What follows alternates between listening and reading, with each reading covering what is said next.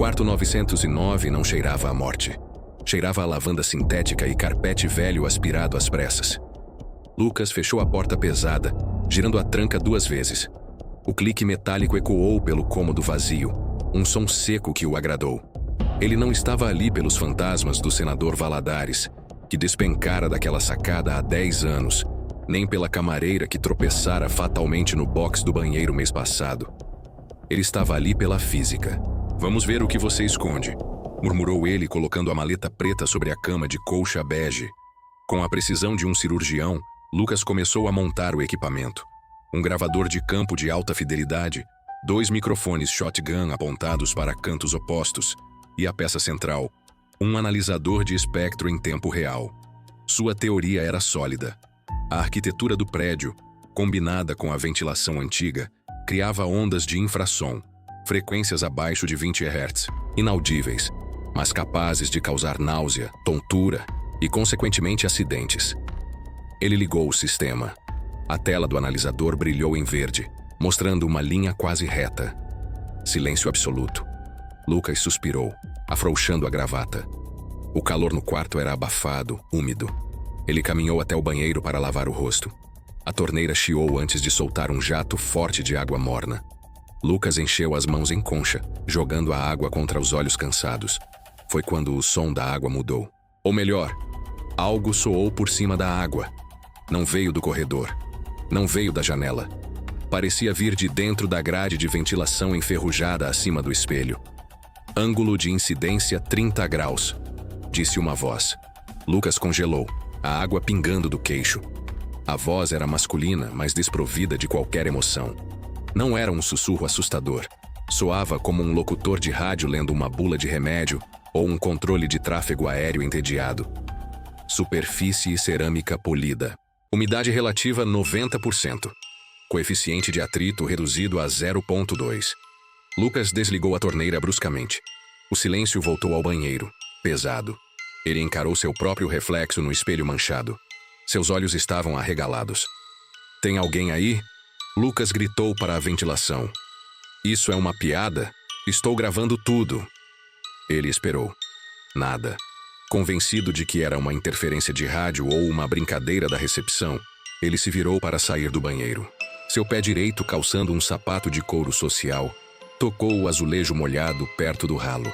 A voz voltou, desta vez rápida, sobreposta, quase colada ao seu ouvido. Transferência de peso incorreta. O calcanhar perde aderência. O corpo projeta para trás. A base do crânio encontra a quina da pia em 0,4 segundos. Lucas travou o movimento no meio do passo. O coração disparou, batendo contra as costelas como um pássaro preso. Ele olhou para baixo. Seu calcanhar estava a milímetros de uma poça de sabão que ele não tinha visto. Atrás dele, a quina de mármore da pia era pontiaguda, afiada como uma lâmina. Se ele tivesse completado aquele passo, exatamente como a voz descreveu, sua cabeça teria batido ali. Ele recolheu o pé lentamente, tremendo. A voz na ventilação estalou uma última vez, num tom que parecia quase decepcionado. Recálculo. Evento adiado. Lucas saiu do banheiro recuando, os olhos fixos na grade de ventilação, como se esperasse que uma cobra saltasse dali. Suas costas bateram contra a parede do quarto e ele estremeceu. "Alto-falantes", sussurrou para si mesmo, a voz falhando. "Tem que haver transdutores de condução óssea escondidos nas paredes. É um trote elaborado." A raiva substituiu o medo por um breve instante. Ele era um perito, afinal. Ninguém enganava Lucas com truques de parque de diversões. Ele atravessou o quarto em passos largos, evitando olhar para o chão, tentando ignorar a súbita sensação de que o carpete felpudo poderia esconder pregos ou buracos. Chegou à mesa onde seus equipamentos piscavam na penumbra. "Vamos ver o que você disse", ele murmurou, as mãos trêmulas operando o mouse. Ele isolou os últimos 3 minutos de gravação, colocou os fones de ouvido profissionais, grandes conchas que abafavam o som do mundo exterior, deixando-o sozinho com o áudio digital. Ele apertou play. O som estéreo encheu seus ouvidos. O chiado da água na pia era cristalino, quase ensurdecedor naquela qualidade. O som de suas próprias mãos esfregando o rosto parecia lixa. Então, veio o momento. Na gravação, A voz de Lucas soou patética e fina. Tem alguém aí? Isso é uma piada? Lucas prendeu a respiração, esperando a resposta da voz clínica, esperando a descrição da sua queda. Mas no fone, houve apenas o silêncio do banheiro e o som de uma gota pingando. Ploc. Nada de transferência de peso incorreta. Nada de evento adiado. Lucas arrancou os fones, jogando-os na mesa. Não, eu ouvi. Eu sei o que ouvi. Ele estava prestes a fechar o laptop, convencido de que estava perdendo a sanidade, quando seus olhos bateram no segundo monitor. O analisador de espectro visual. O gráfico mostrava as ondas sonoras em cores, onde deveria haver silêncio. O momento em que a voz falou, a linha de áudio audível estava reta. Mas na base do gráfico, na faixa das frequências infrassônicas, abaixo de 19 Hz, a frequência do medo, havia uma mancha escura, violenta. Uma onda de pressão maciça havia atingido o banheiro naquele exato momento. Lucas sentiu um frio na espinha. Não era um alto-falante. O próprio prédio havia vibrado. A estrutura de concreto e aço havia ressoado em uma frequência específica que fez os ossos do seu ouvido interno vibrarem, criando uma voz que só existia dentro da cabeça dele. Ressonância estocástica, ele diagnosticou pálido. O hotel inteiro é a laringe. Ele se afastou da mesa, sentindo-se subitamente exposto. O quarto 909 parecia ter mudado. As sombras nos cantos pareciam mais densas. Mas o pior não eram as sombras, eram os objetos. O abajur de vidro pesado na mesa de cabeceira. Se caísse, os cacos seriam grandes o suficiente para perfurar uma artéria femoral. O fio do carregador esticado no chão. Um laço perfeito para um tropeço e traumatismo craniano. A janela guilhotina pesada e antiga. Uma pressão de 4 quilos seria suficiente para esmagar dedos ou um pescoço. Pela primeira vez, Lucas entendeu a natureza daquele lugar. O hotel não tinha fantasmas. O hotel era uma máquina de Ruby Goldberg gigante, desenhada para matar através da probabilidade. Ele precisava sair. Agora. Lucas pegou a chave do quarto e girou nos calcanhares em direção à porta. O telefone fixo, um aparelho de disco antigo na mesa de cabeceira, gritou no silêncio. O som mecânico da campainha foi tão alto que Lucas deu um pulo, o coração quase saindo pela boca. Ele olhou para o aparelho. Ninguém sabia que ele estava ali, exceto a recepção. Ele atendeu, a mão suada escorregando no plástico. Quem é? Ele perguntou agressivo. Do outro lado não havia a voz da recepcionista. Havia apenas um som rítmico, abafado. Parecia alguém batendo um pedaço de carne crua contra uma parede. Ou o som de um corpo rolando degraus abaixo, batendo repetidamente. Alô? Lucas insistiu. A voz clínica voltou, mas dessa vez não veio da ventilação, nem da sua cabeça. Veio nitidamente pelo fone do ouvido, clara e sem estática. Atenção! O hóspede iniciou o protocolo de fuga, aumentando a probabilidade de falha mecânica no elevador em 45%, aumentando o coeficiente de escorregamento na escadaria norte em 80%. Uma pausa. O som de respiração no telefone. Sugerimos permanecer no quarto, Lucas. As variáveis aqui dentro são mais controláveis. O telefone ficou mudo. Lucas não ia ficar à espera que o quarto o matasse. A passividade era uma sentença de morte estatística. Calçou os sapatos, apertando os atacadores com força excessiva, até cortar a circulação. Verificou os bolsos. Telemóvel, chave, gravador. A racionalidade era o seu escudo. Se a voz falava em probabilidades, ele alteraria as variáveis. Abriu a porta do 909. O corredor estava deserto. As luzes de parede zumbiam, piscando num ritmo irregular, quase hipnótico. Ele caminhou até ao átrio dos elevadores. As portas de aço inoxidável refletiam a sua imagem distorcida. O mostrador digital indicava que um deles estava parado no seu andar. As portas abriram-se suavemente sem que ele tocasse no botão. Um convite. Lá dentro, a luz era quente, acolhedora. Mas Lucas lembrou-se.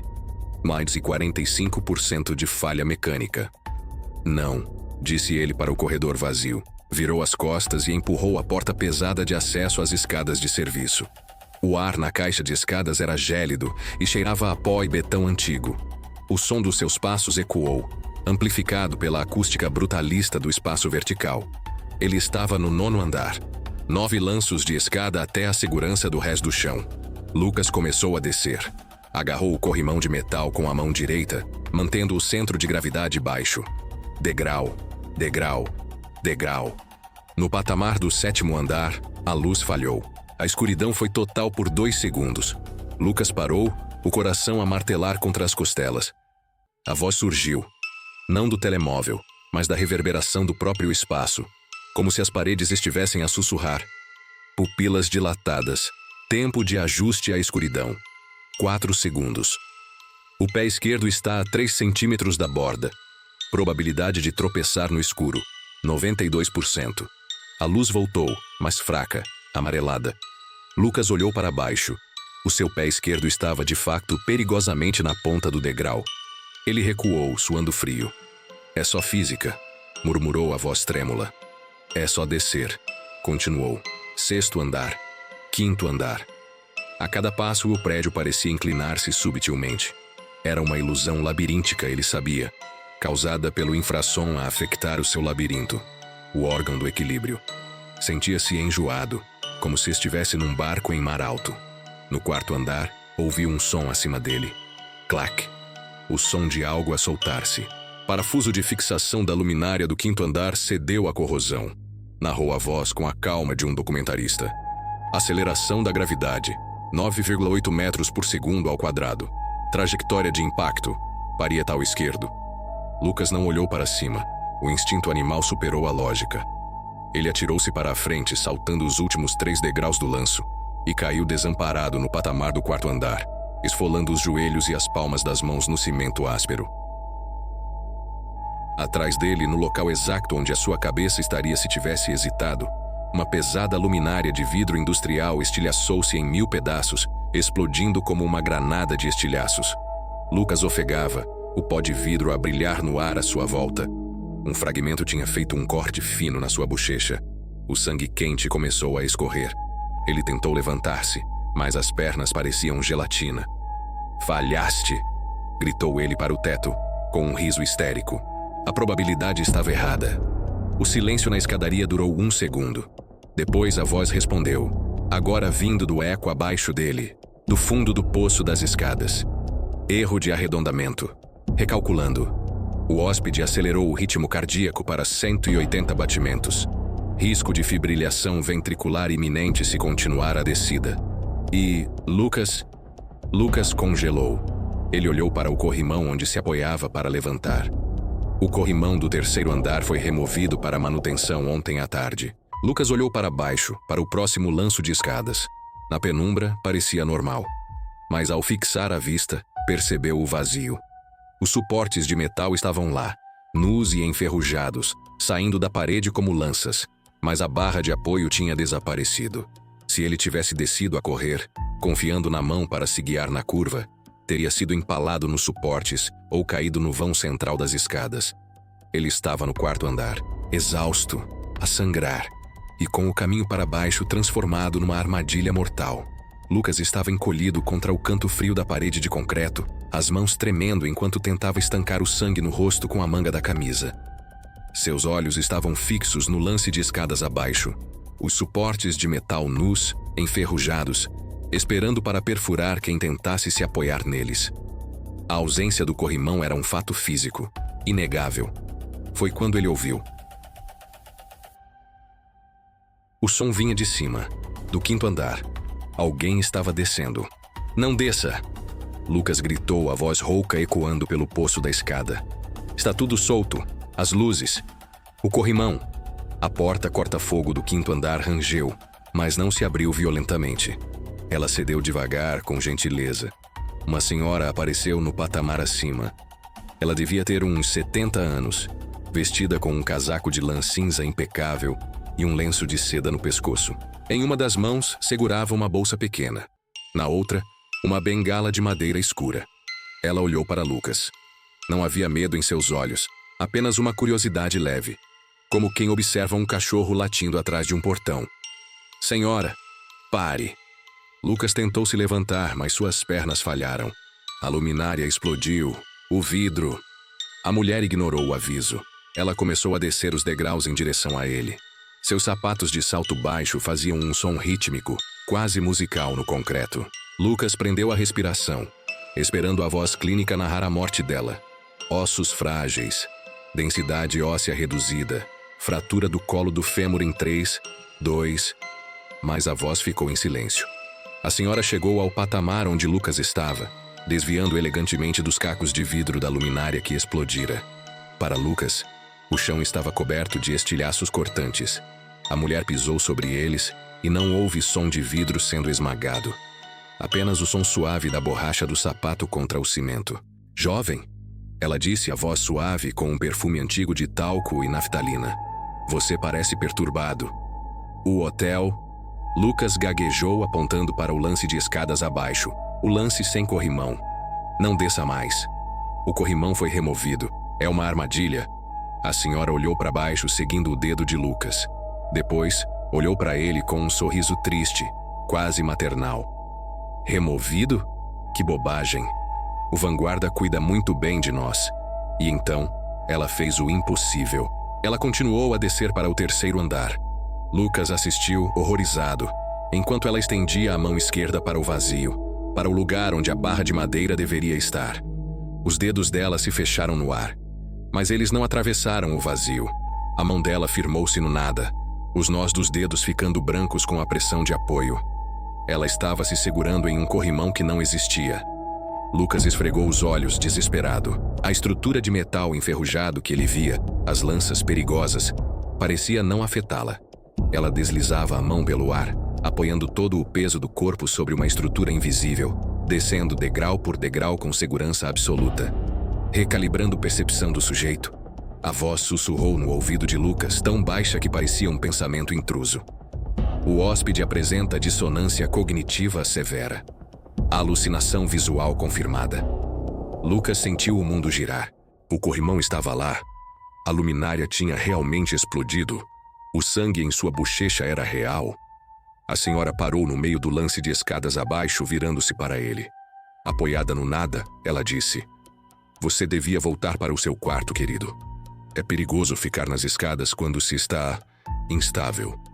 O equilíbrio é tudo." Ela piscou e, por um segundo, os olhos dela pareceram totalmente negros, sem a parte branca. Mas foi rápido demais. Talvez fosse a luz fraca. Ela continuou a descer, sumindo na curva da escada. O som da bengala ficou distante. Lucas estava sozinho novamente. Ele olhou para o corrimão faltante. Esticou a mão trêmula para o espaço vazio onde a senhora tinha se apoiado. Seus dedos agarraram apenas ar frio. Ele se desequilibrou para a frente, quase caindo sobre os suportes de ferro pontiagudos. Ele recuou, arfando. Para ela, o hotel era seguro. Para ele, era uma máquina de matar. A voz voltou, implacável. Frequência cardíaca crítica. Risco de AVC isquêmico. Sugestão anterior permanece válida. Retornar ao quarto 909. O ambiente controlado aguarda. Lucas olhou para cima, para a porta do 5º andar, e depois para baixo, para o abismo da escadaria. Ele não podia descer. Se tentasse se apoiar onde a senhora se apoiou, ele cairia. A realidade dele era letal, mesmo que fosse falsa. Lucas não desceu. A visão da senhora flutuando sobre degraus que, para ele, não existiam, quebrou a sua resistência. Se ele desse mais um passo para baixo, a sua mente faria o corpo cair. Era uma certeza física. Derrotado, ele virou-se e subiu as escadas de volta. O 9º andar. O quarto 909. Ao abrir a porta do quarto, o ar abafado o acolheu como um abraço tóxico. Tudo estava exatamente como ele tinha deixado.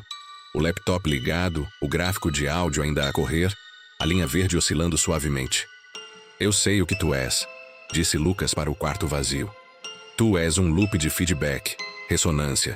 Se eu destruir a fonte, o som para, e a probabilidade volta ao normal." Ele olhou para a grelha de ventilação acima do espelho, no canto do quarto. A origem do som. Lucas foi até a sua mala de ferramentas. As mãos tremiam tanto que ele demorou para conseguir segurar a chave de fendas pesada e o martelo. Ele precisava de altura. Olhou para a cadeira da escrivaninha. Cadeira modelo Standard, 1998. A voz surgiu imediatamente vinda de todas as paredes. Perna traseira direita com microfissura interna. Capacidade de carga reduzida em 30%.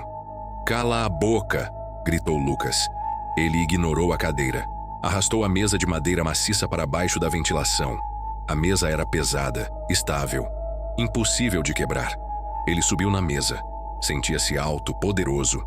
Ergueu o martelo, pronto para arrebentar a grelha de metal e destruir o que quer que estivesse nos dutos. Acabou. Ele rosnou, levantando o braço para dar o golpe. A voz não se alterou. Continuou calma, narrando em tempo real. Sujeito sobre superfície estável. Porém, negligência do fator atrito. O suor na sola do sapato, proveniente da corrida na escada, cria uma película hidrodinâmica sobre o verniz da mesa. Lucas hesitou com o martelo no ar. Suor na sola. Coeficiente de atrito insuficiente para compensar o momento angular da martelada. Lucas tentou baixar o braço, abortar o movimento, mas a inércia já tinha começado. O seu pé direito, úmido de suor frio e da umidade da escada, deslizou milimetricamente sobre a madeira envernizada da mesa. Foi um movimento pequeno, ridículo. O pé escorregou para a frente. O corpo dele foi para trás. O martelo pesado voou da sua mão, batendo no teto e voltando, direto na sua testa. Toque. A visão de Lucas apagou-se antes mesmo de ele cair da mesa. O corpo dele tombou como um saco de cimento, batendo com a nuca na quina do radiador de ferro fundido no chão. O silêncio reinou no quarto 909. O corpo de Lucas jazia imóvel, torcido num ângulo estranho. O sangue começou a formar uma poça perfeita no carpete bege. O laptop na mesa continuou a registrar. No ecrã, o gráfico de áudio mostrou um pico súbito, o som da queda, e depois voltou a uma linha quase reta. A voz falou uma última vez, não para Lucas, mas para o registro, como quem fecha um relatório. Evento concluído. Causa: erro humano. Falha na avaliação de riscos. Limpeza solicitada para o quarto 909. A luz do monitor piscou e desligou. Fora, a chuva começou a bater na janela, abafando qualquer som que pudesse vir de dentro. O Hotel Vanguarda continuava aberto para negócios.